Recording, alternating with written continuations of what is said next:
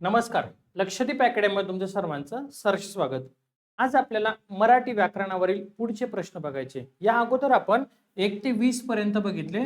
आता त्यानंतर आज आपण 21 ते 35 पर्यंतचे प्रश्न बघणार आहे. सर्व प्रश्न क्वालिटी आहे आणि सोप्या भाषेत कसे सोडवायचे किंवा सोप्या ट्रिकनुसार कसे सोडवायचे हे आपण या लेक्चरच्या माध्यमातून सोडवणार आहे किंवा बघणार आहेत. नवीन असाल तर चॅनलला लाईक आणि सबस्क्राईब करायला मात्र विसरू नका. बघा, पहिला प्रश्न काय आहे, तर खालीलपैकी सर्वनामाचा प्रकार कोणता? झाड कोणी लावले?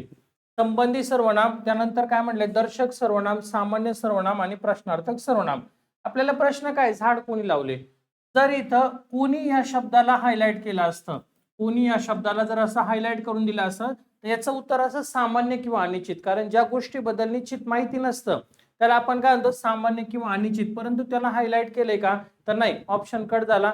दर्शक म्हणजे जवळची किंवा दूरची वस्तू. जर माझ्या हातात हा पेन आहे तर हा पेन मी दर्शवलाय, बरोबर ना, हा पेन म्हटलं की नाही, मग तिथं असतं आपल्याला दर्शक सर्वनाम. संबंधी म्हणजे जो तो असतो, जसं की जे चकाकते ते सोने नसते, जे चकाकते ते सोने नसते, असे. म्हणजे जिथं जे ते जो तो हे असतं ना, तर त्याला म्हणायचं संबंधी सर्वनाम म्हणायचं. हा पण नाहीये, मग काय आलंय, सरळ सरळ प्रश्न विचारला की नाही, मग त्याला प्रश्नार्थक म्हणायचं, जास्त विचार करायचा नाही. झाड कोणी लावले, शेवटी प्रश्न केलाय म्हणून त्याला म्हणायचं प्रश्नार्थक सर्वनाम. सर्वनामाचा तो प्रकारच आहे. ओके, पुढचा प्रश्न.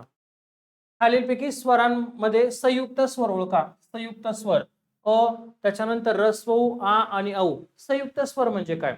दोन विजातीय स्वर एकत्र येऊन तयार झालेल्या स्वराला काय म्हणायचं, संयुक्त स्वर. मी परत एकदा सांगतो, दोन विजातीय स्वर म्हणजे काय, तर वेगळ्या जातीचे स्वर. हे काय होता, एकत्र येतात, एकत्र आल्याच्या नंतर एक नवीन स्वर तयार होतो, त्याला काय म्हणायचं, संयुक्त स्वर. कशा पद्धतीने, तर बघा आता याचं उत्तर काय असणार आहे. एकूण 4 संयुक्त स्वर आहे. पहिला बघा, एक असा तयार होतो, अ अधिक रस्वई किंवा दीर्घई, बरोबर तयार होतो, ए तयार होतो.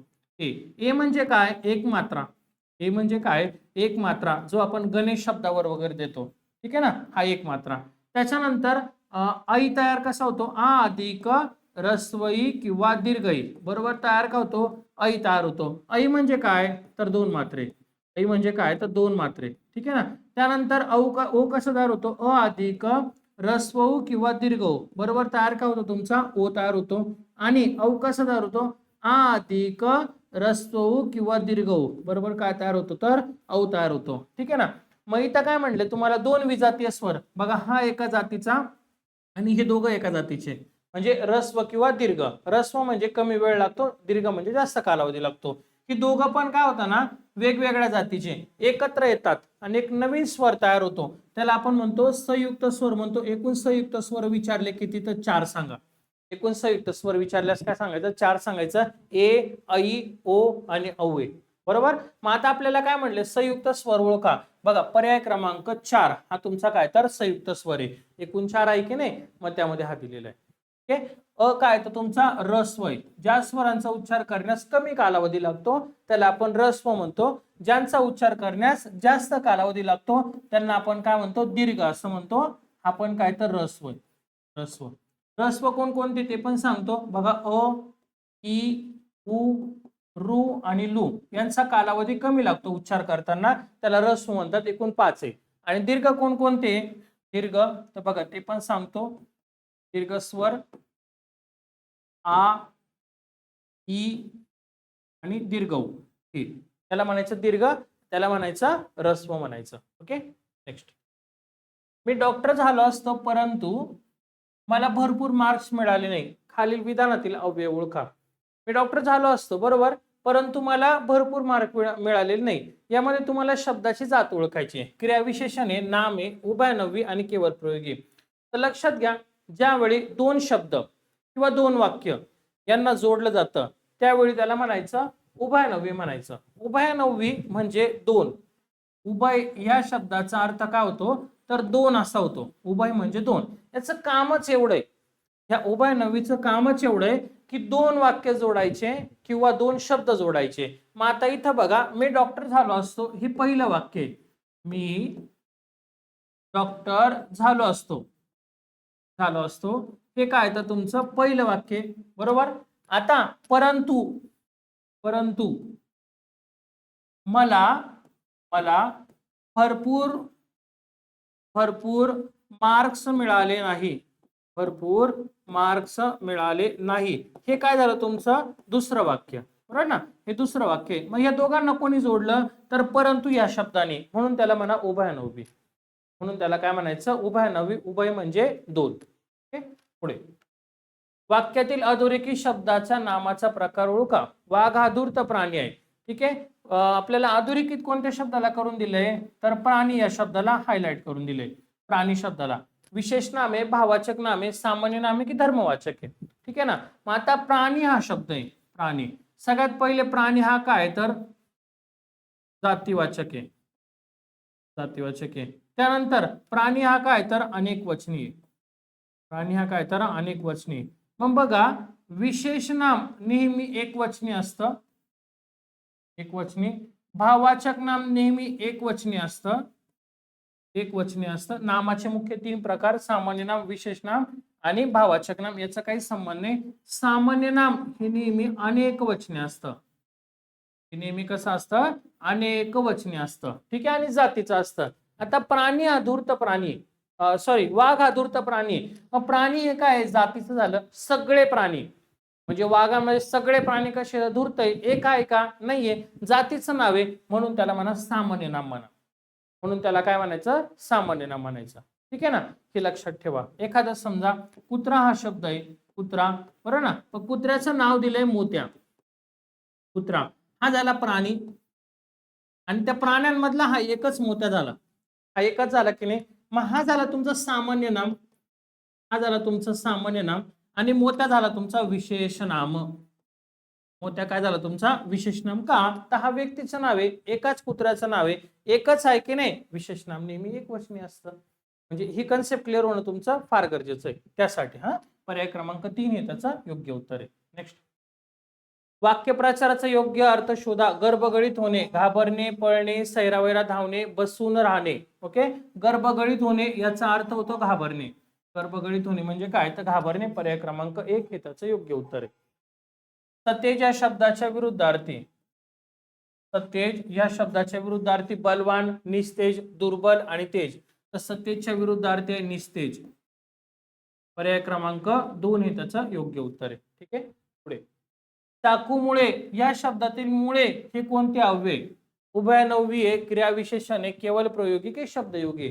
आता बघा उभयनवी काय करतो, दोन शब्द किंवा दोन वाक्यांना जोडतो. इथं तसं काही घडलेलं नाहीये. क्रियाविशेषण म्हणजे क्रियापदाबद्दल विशेष माहिती सांगणारा शब्द असतो, तो पण नाहीये. केवळ प्रयोगी म्हणजे इथं भावना प्रधान असतं. केवळ प्रयोगी म्हणजे काय तर भावना प्रधान असतं. शाब्बास तू करून दाखवलेस, जे आपल्या मनातील भावना आपल्या आपच व्यक्त होतात त्याला आपण म्हणतो केवळ प्रयोगी. शब्दयोगी म्हणजे काय, शब्दयोगी म्हणजे काय तर शब्दाला जोडून येतो. शब्दयोगी म्हणजे काय तर शब्दाला जोडून येणे, जोडून येणे याला म्हणायचं शब्दयोगी म्हणायचं. ठीक आहे, मग आता बघा चाकूमुळे, चाकूमुळे. आता चाकूमुळे म्हणजे काय ना, चाकू हा शब्द आहे म्हणजे हा काय तर तुमचं नाम आहे एक प्रकारे, आणि मुळे हा शब्द काय झाला तर जोडला गेलाय, जोडला गेला.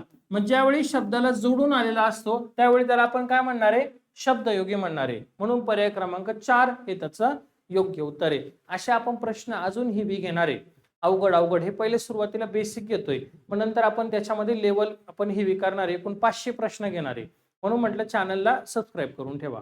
पुढे उष्णता शब्दाचं लिंग ओळखा. पुलिंग, स्त्रीलिंग, नपुसकलिंग आणि उभयलिंग. सर्वप्रथम लिंगाचे प्रकार, लिंगाचे प्रकार किती एकूण, लिंगाचे प्रकार तर 3 आहे. लिंगाचे प्रकार एकूण किती 3. एक आहे तुमचं पुलिंग, दुसरा आहे स्त्रीलिंग आणि त्यानंतरचा आहे नपुसकलिंग. ठीक आहे, असे प्रकार पडतात. ओके, जर पुलिंग असेल तर तो सर्वनाम वापरा, स्त्रीलिंगी असेल तर ती सर्वनाम वापरलं जातं आणि नपुसकलिंगी असेल तर ते सर्वनाम वापरलं जातं. हे सगळ्यात पहिले बेसिक क्लिअर करा. ठीक आहे, पुलिंग, स्त्रीलिंग, नपुसकलिंग. पुरुष असेल तर तो, स्त्री असेल तर ती आणि अनेक वचने असेल तर ते काय वापरतात ते वापरतात. मग आता आपल्याला काय म्हणले उष्णता, आपण तो उष्णता म्हणतो का नाही, आपण काय म्हणतो ती उष्णता. पण काय म्हणतो ती उष्णता म्हणजेच पर्याय क्रमांक काय लिहायचा तर 2 येणार आहे. स्त्रीलिंग ती उष्णता, तो उष्णता नाही म्हणत आणि ते उष्णता पण म्हणत नाही. ठीक आहे, याचं योग्य उत्तर काय तर पर्याय क्रमांक 2. नेक्स्ट ग्रामगीता या ग्रंथाचे लेखक कोण? हा प्रश्न बऱ्याचदा रिपीट झालेला आहे, बऱ्याचदा विचारला गेलेला आहे. बघा, गाडगे महाराज, तुकडोजी महाराज, संत तुकाराम आणि संत सुखमळा. तर ग्रामगीता ही कोणी लिहिली? तर तुकडोजी महाराजांनी लिहिलेली. ग्रामगीता कोण लिहिली? तर संत तुकडोजी महाराज. पर्याय क्रमांक 2 हे त्याचं योग्य उत्तर. भाववाचक नाम नसलेला शब्द. भाववाचक नाम नसलेला. शांती, संत, प्रेम आणि खंत. आता बघा, शांती हा भाववाचक आहे, भाववाचक आहे, ठीक आहे. प्रेम हा देखील काय तर भाववाचक आहे, भाववाचक आहे. खंत हा देखील काय तर भाववाचक आहे. मग आपल्याला काय म्हणलंय की नसलेला, संत नाहीये. संत काय तर नाहीये. मग संत का नाहीये सर? कारण द्या मला, रिझन पाहिजे ना. संत तुम्ही म्हणताय की नाही भाववाचक नाम नाहीये, तर का नाहीये? कारण संत हे अनेक वचनी आहे, बरोबर ना. संत कसे? तर अनेक वचनी. एक संत आहे का? नाहीये. संत तुकाराम महाराज आहे का? नाही. संत ज्ञानेश्वर महाराज, संत एकनाथ, संत नामदेव, संत तुकाराम महाराज सर्व आले की नाही? बरोबर ना. मग एकापेक्षा जास्त आहे. मग ज्यावेळेस एकापेक्षा जास्त असतं त्यावेळेस त्याला आपण काय म्हणतो? सामान्य नाम म्हणतो. कारण ते नेहमी कसं असतं? अनेक वचनी. म्हणून पर्याय क्रमांक 2. म्हणून पर्याय क्रमांक 2 हे त्याचं योग्य उत्तर आहे. ठीक आहे.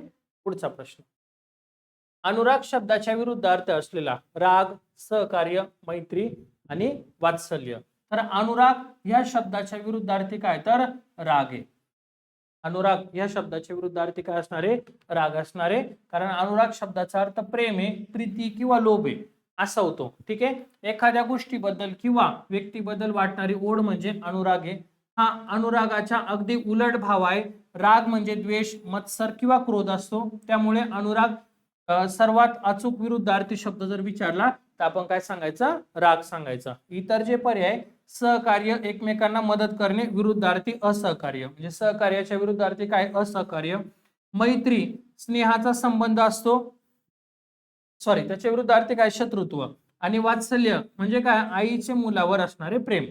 ठीक आहे. पुढे. मराठी शब्दातील अकारांत पूर्वीचे इकार, उकार कसे असतात? इकार आणि उकार कसे असतात? मराठी शब्दातील अकारांत पूर्वीचे म्हणजे शेवटी एखादा शब्द असेल ना, तर शब्दाच्या शेवटी काय येणार आहे? बघा, शब्दाच्या शेवटी काय येणार आहे? तर अ असणार आहे, अ असणार. मग अच्या अगोदर काय राहतील असं म्हणणं आहे त्यांचं. अच्या अगोदर काय? ऱ्हस्व, दीर्घ, अनुस्वारित आणि उकारांत. तर बघा, अकारांत्यापूर्वीचे इकार आणि उकार काय असतात? दीर्घ असतात.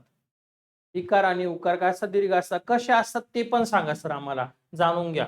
बघा, मराठी शुद्ध लेखनाचा एक महत्वाचा नियम आहे, महत्वाचा, की शब्दाच्या शेवटी जर अ स्वर असेल म्हणजेच तो शब्द अकारांत असेल तर त्यापूर्वी येणारे ई किंवा ऱ्हस्व उ हे स्वर नेहमी दीर्घ लिहिले जातात. नेहमी दीर्घ. ऱ्हस्व म्हणजे पहिली वेलांटी, दीर्घ म्हणजे दुसरी असते. ओके. ऱ्हस्व म्हणजे पहिला उकार, दीर्घ म्हणजे दुसरा उकार. मग बघा, आता पीठ हा शब्द आहे, मी काय लिहिलं? पीठ हा शब्द. आता या त च्या शेवटी काय आलं? अ आला. आला की नाही? मग ह्या अ च्या अगोदरचा शब्द काय? तर पी हा शब्द आहे की नाही? मग इथं कोणती विलांटी आली? दीर्घ. ही कोणती विलांटी आली? दीर्घ. म्हणून याला म्हणायचं दीर्घ स्वर आहे. म्हणून हा काय? तर दीर्घ. बघा, पीठ एक ट अकारांत आहे म्हणून पी हा ई कारचा काय झाला? दीर्घ झालेला आहे. ऊन हा शब्द आहे, ऊन हा शब्द. इथं न च्या इथं काय आला? अ आला. अ च्या अगोदर काय येणार तुमचा? तर दीर्घ येईल. अ च्या अगोदर काय येईल? दीर्घ. म्हणून तिथं दीर्घ आहे.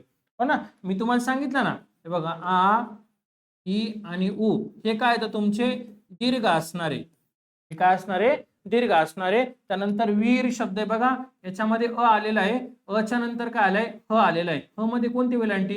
दुसरी वेलांटी. जर दुसरी वेलांटी जर असेल तर आपण त्याला काय म्हणतो? दीर्घ असं म्हणतो. का? तर त्याचा उच्चार करण्यात जास्त कालावधी लागतो. ठीक आहे ना. मग बघा, इथं न अकारांत आहे म्हणून दीर्घ, उकारांत दीर्घ. वीर शब्द आहे, र अकारांत आहे म्हणून ही काय? तर इकार दीर्घ आहे. पुढे. शुद्ध लेखन दृष्ट्या अचूक शब्द निवडा. परीक्षा, परीक्षा, परीक्षा आणि परीक्षाचे. तर शुद्ध शब्द कशा पद्धतीने लिहिला जातो? परीक्षा हा अशा पद्धतीने. पर्याय क्रमांक 2 हे त्याचं योग्य उत्तर आहे. उंटांचा काय असतो? उंटांचा ताफा असतो, त्यानंतर झुंबड असते, तांडा असतो की कळप असते? तर बघा, उंटांचा एक सोबत वाळवंटामध्ये जे चालतात 5, 10, 15, 20 एकापेक्षा जास्त ज्या असतात तर तो त्यांचा काय असतो? उंटांचा तांडा असतो.